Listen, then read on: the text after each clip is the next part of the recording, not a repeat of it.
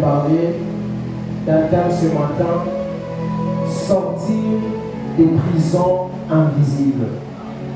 Dis avec moi, sortir des prisons invisibles.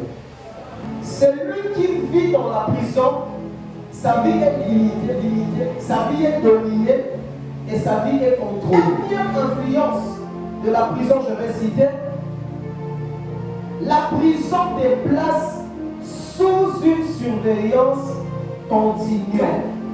Lorsque tu es en prison, tu es surveillé.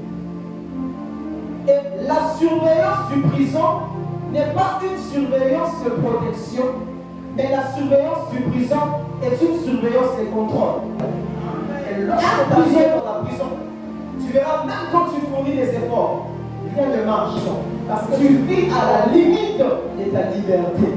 La prison te ravit ta liberté. La prison te prive de la liberté. Il y a mon frère, lorsqu'on dit prions le Seigneur, tu dois te lever et prier. Et ça, à la limite, nous osons vivre. Parce que vie à prison est imposée dans la vie. Et la prison te donne une autre identité. Tu es appelé à être en bonne santé.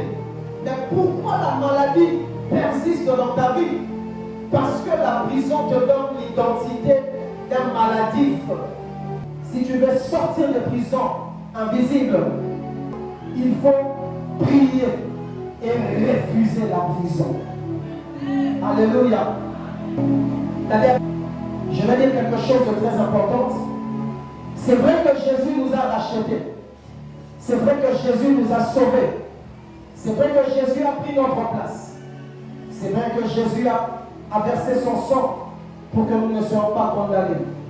Mais tout cela n'exclut pas la vie des prières. Tout cela ne supprime pas la vie des prières. Aujourd'hui, il y a des gens qui se disent Jésus c'est Salamia sur les boulots. Ce n'est pas faux, c'est vrai. Mais au-delà de ce que Christ a déjà fait pour toi, tu dois prier. Au 53, verset 5, la Bible dit le châtiment qui nous donne la paix est tombé sur lui. Le châtiment de la prison qui devait tomber sur nous, cela est tombé sur Jésus.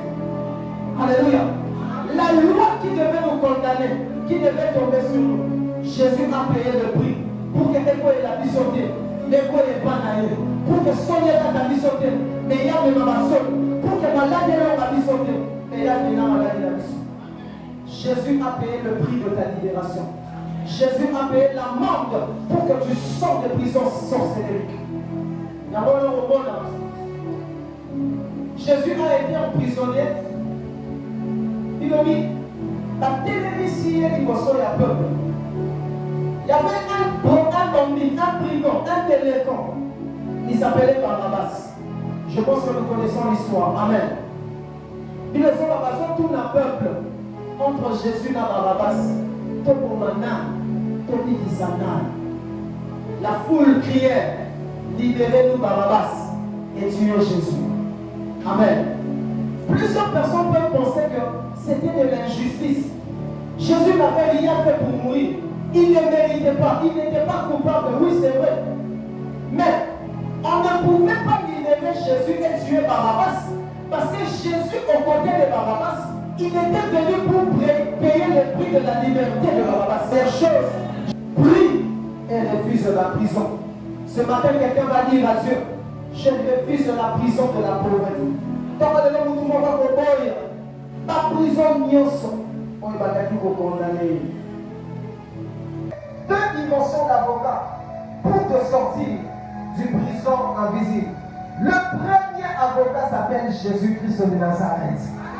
Je dis, le premier avocat s'appelle Jésus. Il n'y avait pas que la prison te condamne. Mais il y a un avocat. Pendant que la prison te condamne à la limitation. Mais Jésus est ton avocat. Qui vient pour te sortir de la condamnation. Voilà pourquoi la parole déclare. Il n'y a plus de condamnation pour ceux qui sont dans Jésus-Christ. La prison qui vient. Mais d'abord, le bâton de Jésus. Le banabé avocat Nanga. Le banabé avocat Malam. Le babimi Samba. La sabbat condamnation. La carte ça va puissant. La va vivre ça va.